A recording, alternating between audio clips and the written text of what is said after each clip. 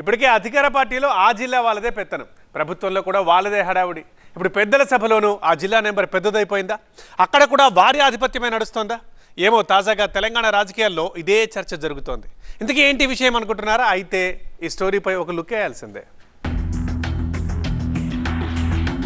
మండలిలో నల్గొండ మార్క్. ఉమ్మడి జిల్లాకు ప్రాతినిధ్యం పెరుగుతోందా? ఇప్పటికే చైర్మన్ తో కలిపి 3, ఎమ్మెల్యే కోటాలో మరో 4. రాజకీయ చైతన్యానికి మారుపేరైన ఉమ్మడి నల్లగొండ జిల్లా రాష్ట్ర రాజకీయాల్లో చక్రం తిప్పిన ఉద్దండులను అందించింది. చట్టసభలో ఆ జిల్లాకు ప్రాతినిధ్యం కూడా ఆ స్థాయిలోనే ఉంటుంది. ఇప్పటికే డజను మంది ఎమ్మెల్యేలతో 2 ఎంపీలతో బలంగా ఉన్న ఉమ్మడి నల్లగొండ జిల్లాకు తాజా ఎమ్మెల్యే కోట ఎమ్మెల్సీ ఎన్నికలు మరింత జోష్నిచ్చాయి. జిల్లా నుంచి మరో 4 ఎమ్మెల్సీలు శాసన మండలిలో అడుగుపెట్టనున్నారు. ఇప్పటికే శాసన మండలి చైర్మన్ గా జిల్లా నుంచి గుత్తా సుఖేందర్ రెడ్డి ఉండగా, పట్టభద్రుల ఎమ్మెల్సీగా తీన్మార్ మల్లన్న, స్థానిక సంస్థల ఎమ్మెల్సీగా మంకెన కోటిరెడ్డి ఉన్నారు. ఎమ్మెల్యేల కోటాలో కాంగ్రెస్ తరపున కేతావత్ శంకర్ నాయక్, అద్దంకి దయాకర్, సిపిఐ నుంచి నెల్లికంటి సత్యం, బీఆర్ఎస్ తరపున దాసోజు శ్రవణ్ కుమార్లు ఈ నెల 30న ప్రమాణ స్వీకారం చేయనున్నారు. ఉమ్మడి రాష్ట్రంలో శాసనమండలి పునరుద్ధరణ మొదలు ఈ స్థాయిలో జిల్లాకు ప్రాతినిధ్యం దక్కడం ఇదే మొదటిసారి. ఎమ్మెల్యే కోట ఎమ్మెల్సీలుగా ఒకేసారి 4 జిల్లా నేతలకు అవకాశం దక్కడంతో ప్రస్తుతం మండలిలో ఆ సంఖ్య 7కు చేరింది.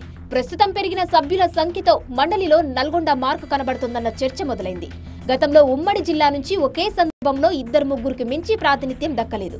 అయితే శాసన మండలి పునరుద్ధరణ తర్వాత జిల్లా నుంచి కీలక నేతలకు అవకాశం దక్కింది. 2017లో ఉమ్మడి జిల్లాకు చెందిన సిపిఎం నేత చెరుపల్లి సీతారాములకు ఎమ్మెల్సీగా అవకాశం దక్కితే, ఆ తర్వాత రాష్ట్ర మాజీ హోంమంత్రి నాయని నరసింహారెడ్డి, భారతి రాఘియా నాయక్, కోమటిరెడ్డి రాజగోపాల్ రెడ్డి, నేతి విద్యాసాగర్లు జిల్లా నుంచి ప్రాతినిధ్యం వహించారు.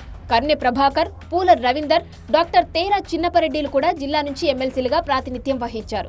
ఇప్పటికే రాష్ట్ర ప్రభుత్వంలో ఉమ్మడి నల్లగొండ జిల్లా పట్టు కొనసాగిస్తున్న వేళ అనూహ్యంగా జిల్లా నుంచి ఒకేసారి 4కి అవకాశం దక్కడం ఆసక్తి రేపుతోంది. ఎమ్మెల్సీ అభ్యర్థుల ఎంపికలో అధికార కాంగ్రెస్ తో పాటు సిపిఐ, ప్రతిపక్ష బీఆర్ఎస్ కూడా పొలిటికల్ ఈక్వేషన్ ని లెక్కలోకి తీసుకుంటున్నాయనే టాక్ నడుస్తుంది. ఒకేసారి 4 ఎమ్మెల్సీలు ఉమ్మడి జిల్లా నుంచి ఎంపిక కావడం అందులో భాగమేనన్న ముచ్చట వినిపిస్తుంది. అటు అసెంబ్లీలో, ఇటు మండలిలో నల్లగొండోల ఆధిపత్యం పెరిగిపోతుందని ఇతర జిల్లాల నేతలు మాట్లాడుకుంటున్నారు. అయితే ఈ తాజా ఎంపిక రాష్ట్ర రాజకీయాల్లో ఉమ్మడి నల్లగొండ జిల్లా పాత్రను, బలాగాన్ని మరింత పెంచిందనే అభిప్రాయం వ్యక్తం చేస్తున్న వారు ఉన్నారు.